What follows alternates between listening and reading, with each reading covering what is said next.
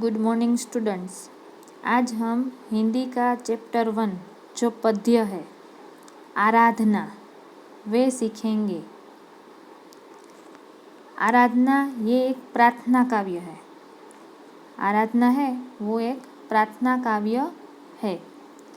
प्रार्थना, उपासना, बहुत सारे शब्द आराधना से मिलते हुए हैं। प्रार्थना, उपासना, बहुत सारे शब्द आराधना शब्द से जुड़े हैं। ये एक प्रार्थना पद्य बहुत अच्छा और इससे हमें बहुत अच्छी सीख मिलती है। देखें तो आराधना के कवि वसंत बापट है। आराधना के कवि वसंत बापट। उसका जन्म सन 1922 में हुआ था और निधन उसका 2002 में हुआ था। श्री वसंत बापट ख्यातनाम कवि है। मतलब कि वसंत बापट है वो एक जाने माने कवि है। उसका जन्म महाराष्ट्र के सतारा जिले के कराड नामक गांव में हुआ था। अब वसंत बापट का परिचय दिया है कि वसंत बापट का जन्म महाराष्ट्र के सतारा जिले के कराड गांव में हुआ था। पुणे आपकी कर्मभूमि है। मतलब कि जन्म उसका महाराष्ट्र में हुआ था लेकिन वो पुणे में रह रहे थे। राष्ट्र सेवा दल के आप अग्रणी हैं। मतलब कि राष्ट्र के लिए उसने बहुत अच्छे काम किए हैं और सबसे आगे रहते थे। जो राष्ट्र के काम थे अच्छे कार्य उसमें हमेशा वो सबसे आगे रहते थे। व्यवसाय से प्राध्यापक थे। मतलब कि एक टीचर थे। आपके काव्यों में राष्ट्रभक्ति, समाज जागरण एवं मानवीय संवेदनाएं व्यक्त हुई है। जो उसके काव्य है उसमें एक तो हमारा राष्ट्र के बारे में भक्ति की बात हुई है और समाज के हित में जो कार्य होते हैं उसकी बात होती है, या तो जो मानवीय संवेदना, जो सुख दुख कोई भी उसकी फीलिंग्स होती है उसके बारे में उसने हमेशा अपने काव्य में बात की है। सेतु, बिजली, सकीना, 11वीं, 11वीं, दिशा, तेजसी ये आपकी रचनाएं हैं। अब जो ये नाम है सेतु, बिजली, सकीना, 11वीं, 11वीं दिशा और तेजसी ये सब उसकी कृति है। मतलब कि उसकी रचनाएं है खुद की। ये था परिचय वसंत बापट का। आगे देखते हैं। प्रस्तुत प्रार्थना में सत्यम शिवम सुंदरम की भावना के साथ दीन दुखियों की रक्षा करना। मतलब कि ये जो प्रार्थना है उसमें सत्यम शिवम सुंदरम की भावना व्यक्त हुई है। उसके साथ जो मुसीबत में है, मतलब कि दीन दुखिया लोग हैं, जो मुसीबत में जो लोग हैं उसके बारे में बात हुई है। उसकी रक्षा करने के बारे में बात हुई है। मानवता की उपासना करना। जैसे कि एक मानवी हो वो दूसरे मानवी की विश्वास करता है उस पे, वो उसकी हेल्प करता है, उसके साथ खड़ा रहता है, तो इस बात की उपासना करने की बात की है। फिर है भेदभावों को दूर करना। जैसे कि हमारे समाज में भेदभाव देखे जाते हैं, जैसे कि उच्च नीच वर्ण, या तो फिर हमारे समाज में मानते हैं कि ये नीचा आदमी है, ये बहुत बड़ा आदमी है। ये जो भेदभाव है उसको दूर करना है। बैर भाव से मुक्त होकर विश्व बंधुत्व की स्थापना करना। मतलब कि हमें किसी के साथ कोई भी दुश्मनी नहीं करनी है। सबके साथ विश्व बंधुत्व, मतलब कि पूरा विश्व एक दूसरे का सहियारी है, मतलब कि एक दूसरे के साथ भाईचारा के साथ रहे, ऐसे समाज की हमें स्थापना करनी है। जैसे वैश्विक मूल्यों का हस्तांतरण करने की प्रेरणा देने वाली यह प्रार्थना मराठी से अनुदित है। मतलब कि उसने बात की है कि इस काव्य में जो हमारे मूल्यों है, जैसे कि सत्य, अहिंसा, दूसरों की सेवा करना, मानवता का भाव, ये सब जो मूल्य है हमारे, उसको वहाँ रखना, उस पर हमें ध्यान देता है। और ऐसी प्रेरणा हमें, ऐसा सीख मिलती है, ऐसी ये प्रार्थना है। और ये प्रार्थना है वो मराठी में लिखी हुई थी और इसका हिंदी में अनुदित मतलब कि अनुवाद किया हुआ है। तो ये था शॉर्ट में हमारे काव्य में क्या आता है। तो शॉर्ट में हम सोचे तो जो लोग गरीब है, जिसका कोई नहीं है, उसकी रक्षा करना, मानवता की उपासना, एक मनुष्य दूसरे मनुष्य को समझने की पूरी कोशिश करे, जो भेदभाव है ऊंच नीच के वो सब दूर हो जाए समाज में से, जो एक दूसरे के दुश्मन बने बैठे हैं वो ये भेदभाव है वो दूर कर दे। किसी के साथ हमें लड़ना झगड़ना नहीं है और पूरा विश्व हमारा भाईचारा के साथ रहे, ऐसी हमें समाज की स्थापना करनी है। ये सब हमारे मूल्य है और ये मूल्य का हमें रक्षण करना चाहिए। तो अब हम पद्य पढ़ते हैं।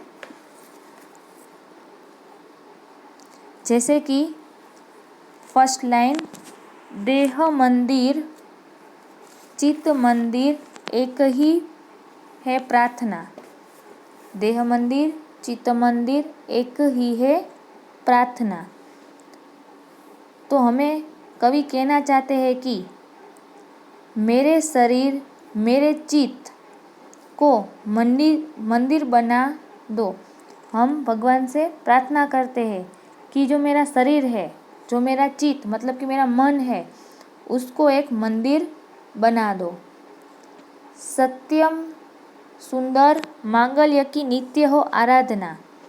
मैं ऐसी प्रार्थना करता हूँ कि हे भगवान, तू मुझे सत्य और जो सुंदर है, जो मंगल है, सबके लिए हितकारी है, शुभ है, बस मैं ऐसा बोल सकूँ, ऐसी मैं प्रार्थना करता हूँ कि मेरे मुँह से हमेशा सत्य निकले, सुंदर निकले, सबके लिए शुभ निकले, और ऐसी मैं आपसे प्रार्थना करता हूँ।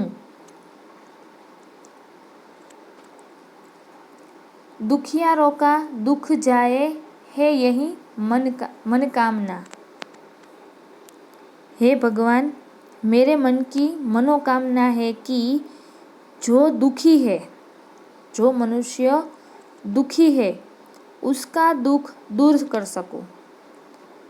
कवि मनोकामना रखते हैं कि जो लोग दुखी है, बस मैं उसका दुख दूर कर पाऊँ, ऐसी मुझ में शक्ति दे। वेदना को परख पाने की जगाए संवेदना। अगर दूसरा कोई मनुष्य वेदना मतलब कि कोई मुश्किल में है या तो कोई परेशानी है उसको, तो मैं उसे परख सकूं, मतलब कि मुझे उसका ख्याल आ सके कि ये कोई दुखी इंसान है। ऐसी फीलिंग्स मुझे जगाए रखना। अगर कोई दुखी है तो मैं मनोकामना कर सकता हूँ कि उसका दुख दूर हो जाए, उसकी वेदना, उसका जो दुख है वो मुझे दिखाई दे, उसकी जो फीलिंग्स है मन में वो मुझे खींचे उसकी ओर, जिसकी वजह से मैं उसको हेल्प कर सकूँ, उसकी मदद कर सकूँ। दुर्बलों के रक्षणार्थ पौरुष की साधना। बाद में बोला है दुर्बलों के रक्षणार्थ पौरुष की साधना। तो कवि कहते हैं कि जिसमें शक्ति नहीं है, जो दुर्बल है, जिसके पास बल नहीं है, ऐसे लोगों की मैं मदद कर सकूं ऐसी ताकत दे। पौरुष मतलब ताकत, पुरुष मतलब ताकत। जो दुर्बल है, जो अपना खुद का रक्षण नहीं कर सकते, उसका रक्षण मैं कर सकूं ऐसी मुझे शक्ति दे, ऐसी मुझे ताकत दे। जीवन में नव तेज हो, अंतरंग में भावना। मेरे अंदर भावना है कि, कवि बोलते हैं कि जीवन में नव तेज हो, अंतरंग में भावना, मतलब कि मेरे अंदर भावना है कि नए तेज के साथ अपना जीवन बना सकूं। जो नया सवेरा आता है तो उसमें नया तेज होता है, कुछ करने की चाहत होती है, तो इससे मेरा जीवन अच्छा बना सकूं और अच्छा जी सकूं, ऐसी वो उपासना करते हैं। सुंदरता की आस हो, मानवता की उपासना। कवि कहते हैं कि मेरी उपासना में हमेशा सुंदरता की आशा रखकर मानवता का एहसास कर सकूं। जो मेरा जीवन है उसमें सुंदर आशाएं हैं, कुछ करने की, कुछ अच्छा कार्य करने की। वो जो आशाएं हैं वो मैं अपने लिए और दूसरों के लिए एहसास कर सकूं, ऐसी मुझ में शक्ति दे। शौर्य पावे, धैर्य पावे, यही है अभ्यर्थना। मतलब कि मैं बहादुरी पाऊँ। शौर्य मतलब बहादुरी, मुझ में बहादुरी आए। धीरज पाऊँ, मतलब कि मैं जो काम करूँ वो धैर्यता से करूँ, मतलब कि धीरे से करूँ। और यही मेरी अभ्यर्थना है, मतलब कि यही मेरी इच्छा है। भेद सभी अस्त होवे, वेर और वासना। तो कवि यहाँ कहना चाहते हैं कि सब अपने वेर को भूल जाए। भेद सभी अस्त होवे, मतलब कि जो हमारे मन में शत्रुता है, वेर की भावना है, उसका अस्त हो जाए, मतलब कि वो खत्म हो जाए। वासना को भूल जाए, जो हमारी वासना है उसको हम भूल जाए। मानवों की एकता की पूर्ण हो कल्पना। कवि कहते हैं कि मैं प्रार्थना करना चाहता हूँ कि सब मानवों एक दूसरे के साथ, एकता के साथ एक दूसरे के साथ जिए, और ऐसे जीवन की मैं कल्पना करता हूँ।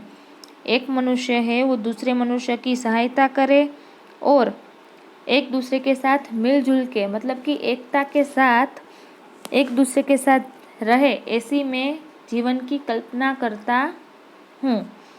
मुक्त हम चाहे, एक ही बंधुता की कामना।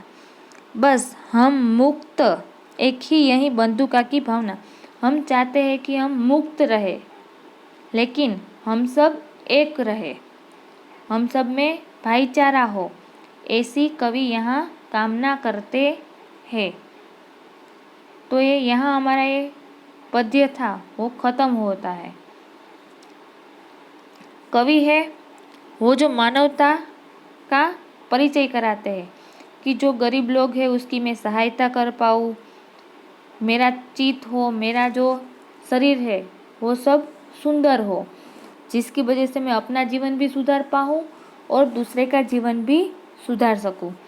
जो सबके लिए हितकारी है, शुभ है, वैसे मुझे हमेशा शक्ति देना कि मैं दूसरे का जीवन में भी कुछ नया ला सकूँ। जो कोई दुखी इंसान है तो उसे जो हर्ट होता है दिल में, वो उसकी फीलिंग्स मुझे भी आए और मैं उसकी मदद कर सकूं। जो लोग हैं जिसके पास कोई अपना नहीं है, ऐसे दुर्बल लोगों की मैं हमेशा सहायता करता रहूं। जीवन में नया सवेरा आता है, उसमें बहुत सारे सपने होते हैं, वो सपनों को मैं पूरा कर सकूं। सुंदरता की आस हो, मानवता की हो उपासना, मतलब कि जो सुंदर है हमारी आशा, उसे मैं जी सकूं और दूसरों को भी उसमें जीवन दे सकूं। शौर्य पावे धैर्य पावे, यही है अभ्यर्थना। मतलब कि मैं बहादुरी से, धीरज से जो काम करूँ वो अभ्यर्थना हो। मतलब कि विनती करते हैं कि मेरे में कभी जल्दी ना आ जाए, मैं धीरे से काम लूँ और अच्छा काम करूँ और बहादुरी से काम करूँ। फिर सभी हस्त हो जाए, मतलब कि जो दुनिया में एक दूसरे के साथ लड़ाई करते हैं, वैर है, वासना है, ये सब खत्म हो जानी चाहिए। सभी मानवों को एकता के साथ ही रहना चाहिए, ऐसे जीवन की मैं कल्पना करता हूँ। मुक्त हम चाहे एक ही बंधुका की कामना, जो हम सब मानवता है, हम सब साथ मिलके अगर पूरा विश्व एक भाईचारा की दृष्टि से देखे, ऐसे जीवन की मैं कामना करता हूँ। तो यहाँ यह पद्य खत्म हुआ।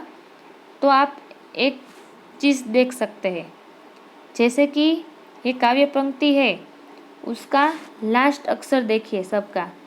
प्रार्थना, आराधना, मनकामना, संवेदना, साधना, भावना, उपासना, अभ्यर्थना, वासना, कल्पना और कामना। जो पूरा काव्य है आराधना, उसमें जो लास्ट शब्द है, उसमें लास्ट शब्द में ना आता है और ये 11 बार हुआ है।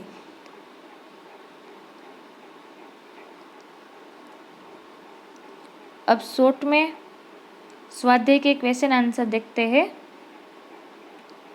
निम्नलिखित प्रश्नों के उत्तर एक एक वाक्य में लिखिए। निम्नलिखित प्रश्नों के उत्तर एक एक वाक्य में लिखिए। अब मैं यहाँ आंसर बोल रही हूँ और आप सबको होमवर्क में ये लिख के रखना है आंसर। फर्स्ट क्वेश्चन है, कवि नित्य कैसी आराधना चाहते हैं? कवि नित्य कैसी आराधना चाहते हैं?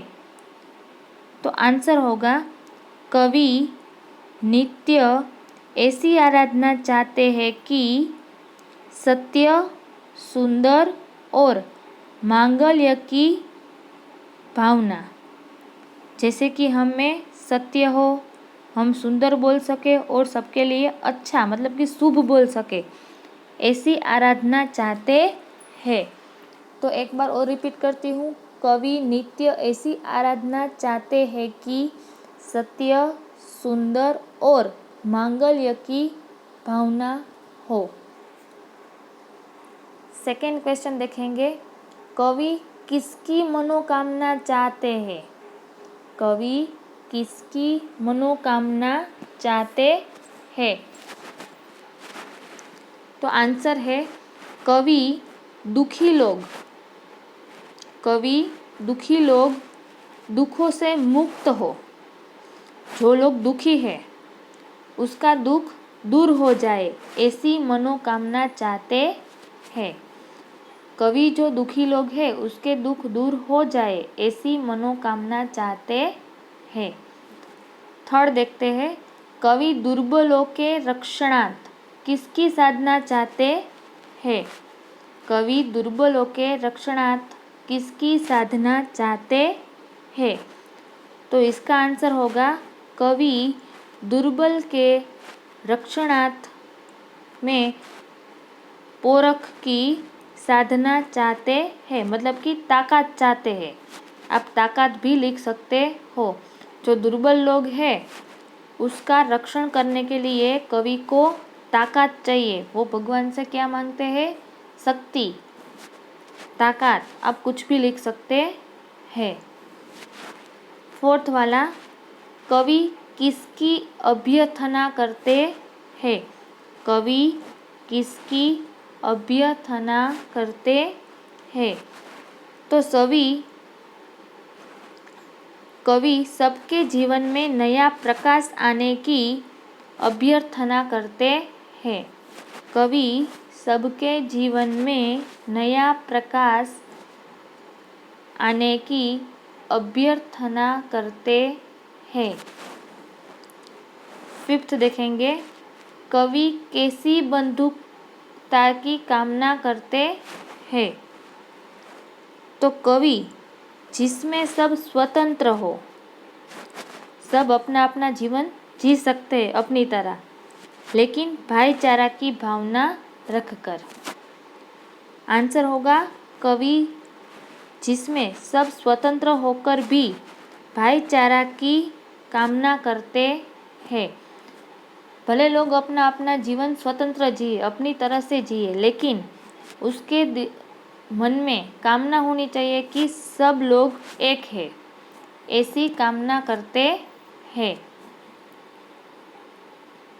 अब क्वेश्चन 2, निम्नलिखित प्रश्नों के उत्तर लिखिए। निम्नलिखित प्रश्नों के उत्तर लिखिए। तो उसमें फर्स्ट है, कवि कैसे मांगल्य की आराधना करते हैं।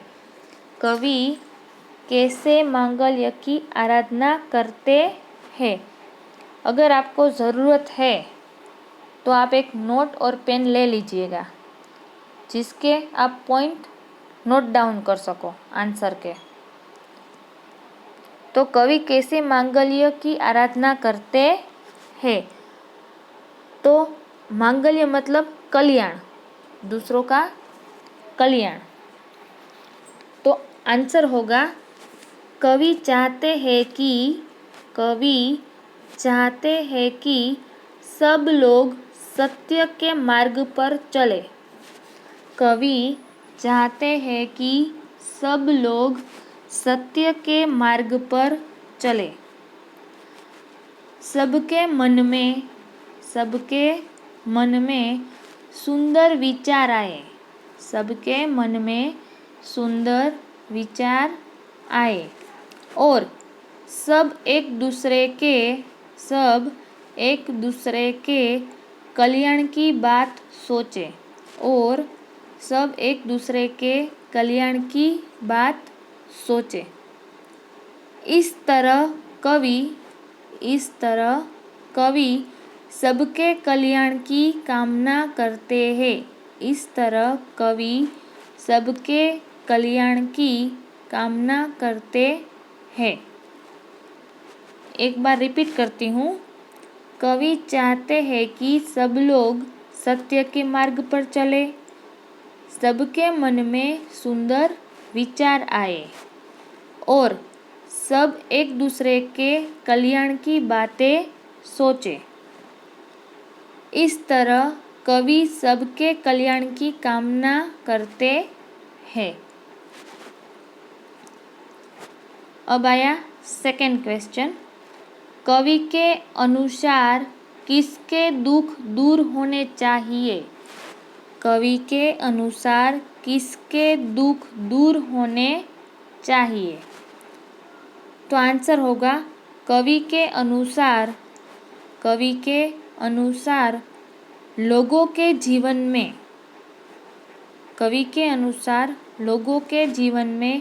तरह तरह के दुख है।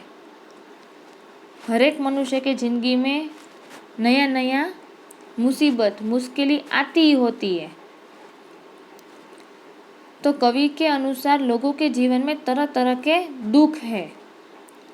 हर दुखों से छुटकारा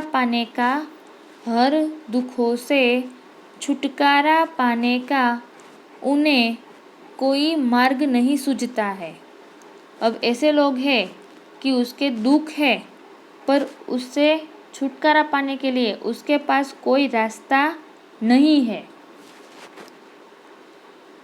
इसे दूसरों की सहानुभूति भी नहीं मिलती। मतलब कि अगर कोई दूसरा इंसान है, वो भी उसकी बात नहीं सुनता, उसका साथ नहीं देता। ऐसे जो अपेक्षित और असहाय लोग हैं, ऐसे जो दुखी लोग हैं, असहाय है, उसका दुख दूर होना चाहिए। ऐसे जो असहाय लोग हैं, उसका दुख दूर होना चाहिए। पूरा आंसर देखते हैं। कवि के अनुसार लोगों के जीवन में तरह तरह के दुख है। हर दुखों से छुटकारा पाने का उन्हें कोई मार्ग नहीं मिलता।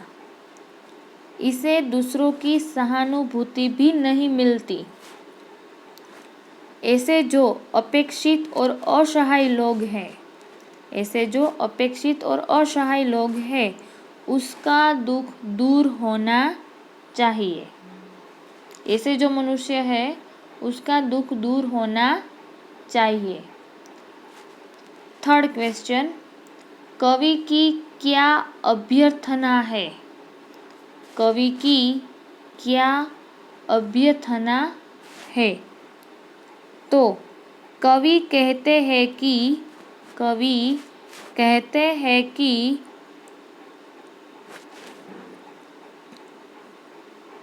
मनुष्य के जीवन में नया प्रकाश आए। कवि कहते हैं कि मनुष्य के जीवन में नया प्रकाश आए। वह नई चेतना का अनुभव करे, वो नई शक्ति है, जो नई ताजगी है, उसका अनुभव करे। उसके हृदय में सुंदर विचार आए। उसके जो मनुष्य ऐसे है, उसके हृदय में सुंदर विचार आए। उस सभी की आशा पूरी हो। जो जो उसने सोचा है, जो जो आशाएं हैं उसकी, वो सारी आशाएं उसकी पूरी हो।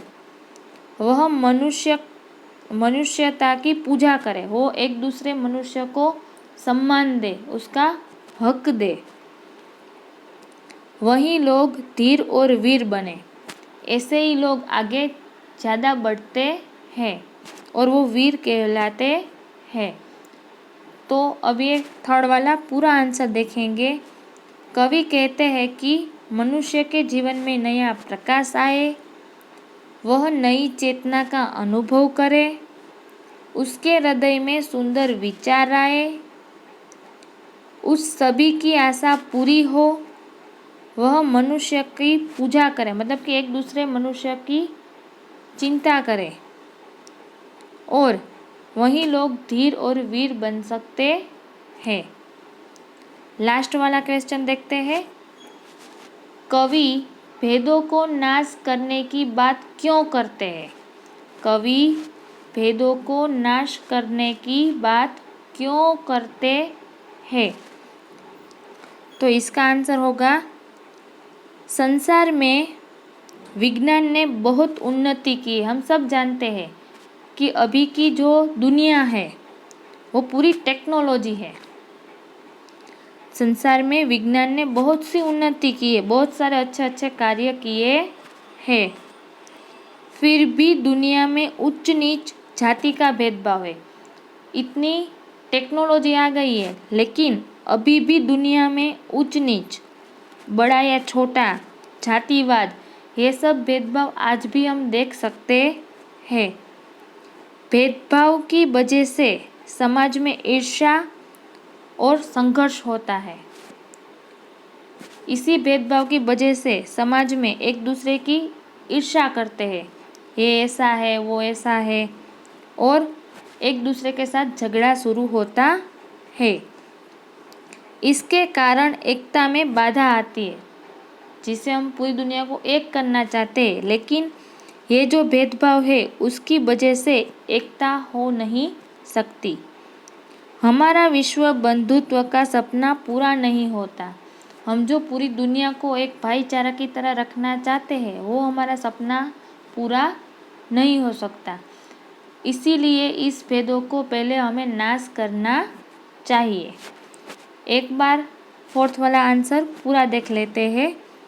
संसार में विज्ञान ने बहुत उन्नति की है, फिर भी दुनिया में उच्च नीच और जाति का भेदभाव है। भेदभाव की वजह से समाज में ईर्ष्या और संघर्ष होते हैं। इसके कारण एकता में बाधा आती है। हमारा विश्व बंधुत्व का सपना पूरा नहीं हो पाता। तो यहाँ हमारे ये प्रश्न के उत्तर 4 है वो कंप्लीट हुए। और आज का लेक्चर हम यहाँ पूरा करते हैं, और सब ये क्वेश्चन के आंसर अपनी तरह से लिखने की कोशिश करना। Thank you.